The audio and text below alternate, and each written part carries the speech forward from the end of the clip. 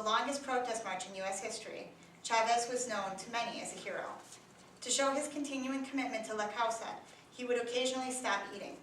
His hunger strikes would attract publicity from around the world. Flying black eagles began to be printed on grape boxes from the few companies that offered contracts, and much of the public learned to avoid the others. It took 5 years of fasting by Chavez, of jail for him and other leaders, of marches, picketing, and bargaining, before most of the largest Delano grape growers gave in. Millions of pounds of grapes had rotted, costing growers more than $25 million. It was the first successful agricultural strike in U.S. history. Contracts promised better wages, health insurance, and other safeguards. 45 minutes after he signed the last of the grape contracts, Chavez was organizing a strike of lettuce workers elsewhere in California.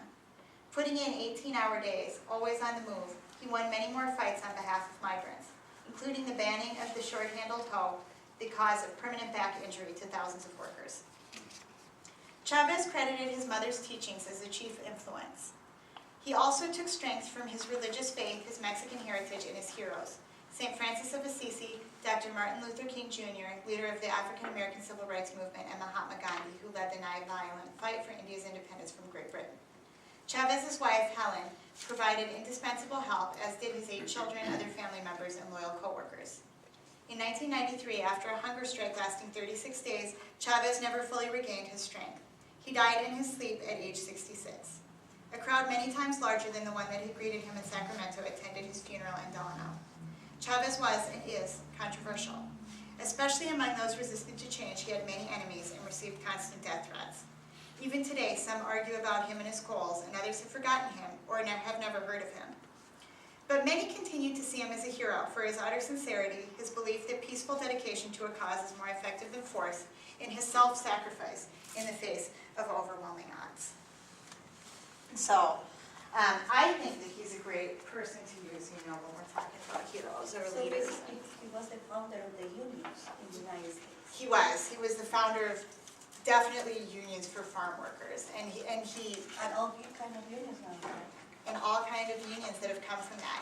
And there's another book. There's another good children's book that I think is similar to this, more contemporary. It's a picture book, and it's called I can't remember. It's about the Justice for Janitors union in LA and what happened there. It's another good picture book about labor issues and stuff like that from a Mexican-American perspective. And I wish I could remember what it's called offhand, but I can't.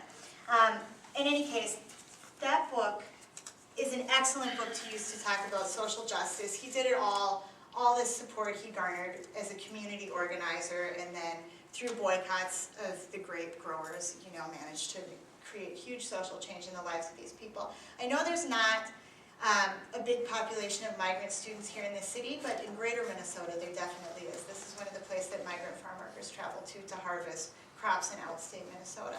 So if you end up working in outstate, you might end up with some students who, conditions for migrant farm workers still aren't great. So, although they are better. And now I have a couple of contemporary books that I want to talk a little bit about. This one, the first one, La Linea, is about a brother and sister, both teenagers, both middle school age, who crossed the border illegally in this day and age, so modern times. It was written by an ESL teacher who lives in El Paso and gathered this information starting from her students, but then did a lot of research. So it's a really accurate book. My students, in Ridgefield, we have a lot of students who have also came to this country illegally in recent times. So, and my students love this book. It's always checked out in the library. It's 100 pages.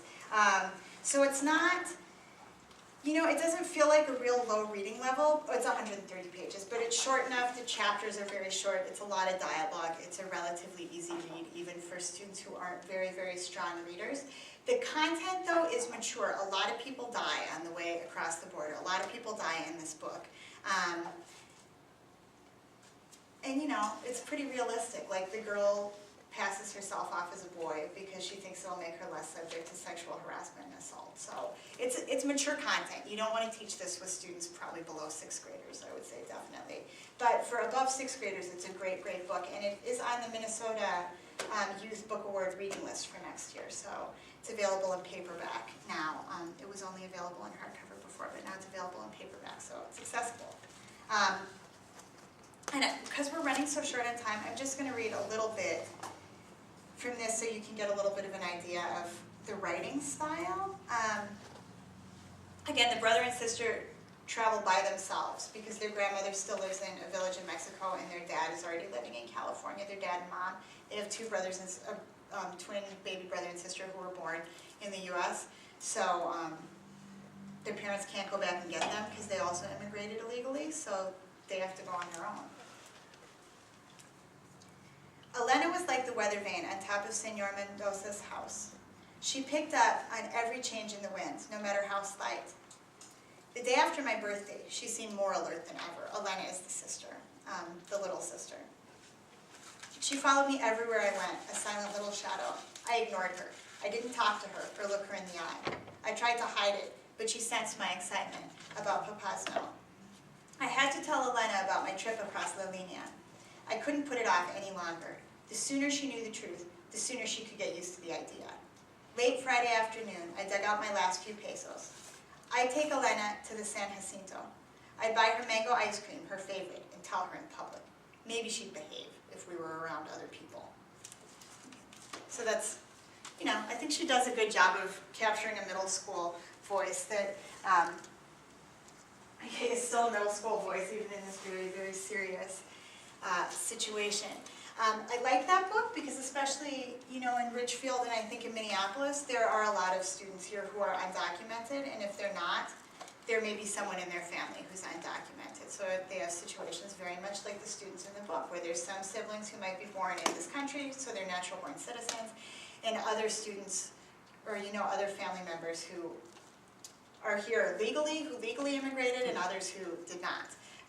Or who had a visa that expired, or any number of different things that accounts for our students' variety of immigration statuses. However, I think that sometimes we tend to think that that's like the universal experience among Mexican students or Mexican-American students in the Twin Cities, and it's definitely not. There are also a lot of students who are born in this country who are natural-born citizens, whose parents may be immigrants or whose parents may not even be immigrants. They may also be natural-born citizens, so these students might be third or fourth generation in the U.S.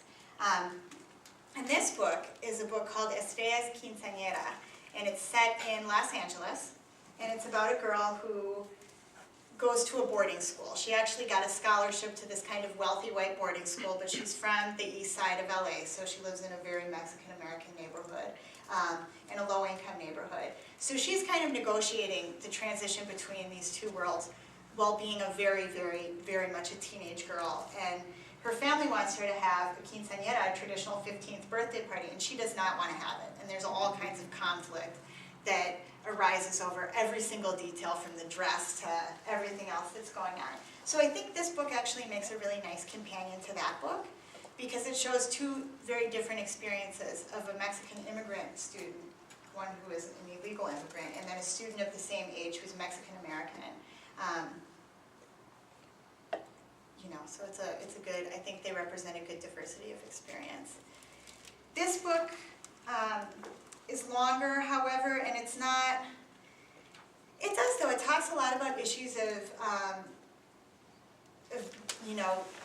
moving in between a home world and a school world and racial identity and what that means to this girl as she tries to negotiate all that and tries to figure out just who she is as an individual person as well. So it's a good one.